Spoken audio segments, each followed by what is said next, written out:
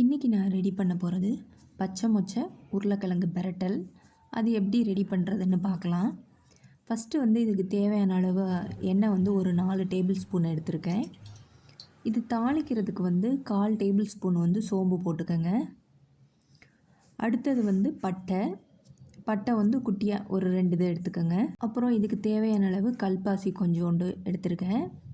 அப்புறம் இலை ஒரு 2 இலை எடுத்திருக்கேன். அதையும் இதில் சேர்த்துருங்க. சேர்த்துட்டு இது நல்லா வெடித்து வந்ததுக்கப்புறம் இதுக்கு நான் பெரிய வெங்காயம் எடுத்திருக்கேன். 2 பெரிய வெங்காயம் குட்டியாக கட் பண்ணி வச்சுருக்கேன். அதையும் இதில் சேர்த்துருங்க. சேர்த்துட்டு இது நல்லா வதங்கணும். வதங்கினதுக்கப்புறம் 3 மிளகா கீரி போட்டிருக்கேன், பச்சை மிளகா.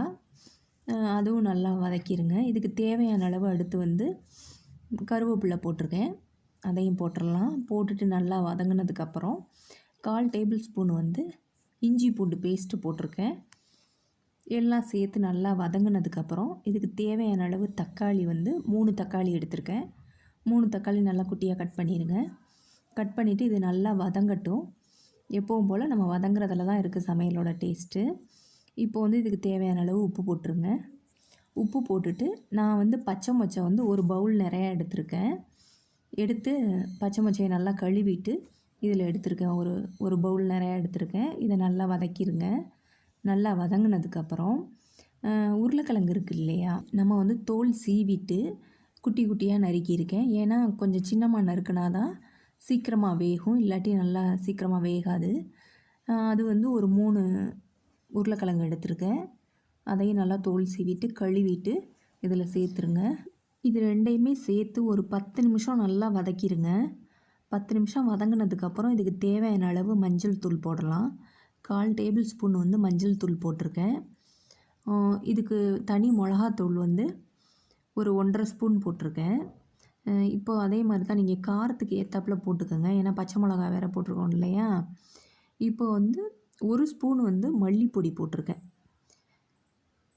இது எல்லாத்தையும் போட்டுட்டு நல்லா கிண்டி விட்டுருங்க. கிண்டிட்டு இதுக்கு தேவையான அளவு தண்ணி ஒரு 1/4 செம்பு மாத்திரம் ஊற்றியிருக்கேன். ஏன்னா நம்ம பிரட்டல் மாதிரி தானே பண்ண போகிறோம், நிறையா தண்ணி வேணாம் இல்லையா. அதனால் ஒரு 1/4 செம்பு மாத்திரம் தண்ணி ஊற்றிக்கங்க. உங்களுக்கு கொஞ்சம் கிரேவியாக வேணும்னா கூட அப்படி பண்ணிக்கங்க, கொஞ்சம் எக்ஸ்ட்ரா தண்ணி ஊற்றிக்கங்க. இப்போ நான் 1/4 செம்பு தான் நான் ஊற்றியிருக்கேன். ஊற்றிட்டு இது நல்லா கொதித்து வரட்டும். நம்ம அதுக்கு முன்னாடி என்ன பண்ண போகிறோன்னா, ஒரு அரை மூடி தேங்காயை துருவி நல்லா அரைச்சி எடுத்துகிட்டு வந்துடுவோம். அதில் நான் எதுவுமே சேர்க்கலை, தேங்காய் மாத்திரம்தான் நல்லா மையாக அரைச்சி எடுத்துகிட்டு வந்திருக்கேன். அதையும் இதில் நல்லா சேர்த்துடலாம்.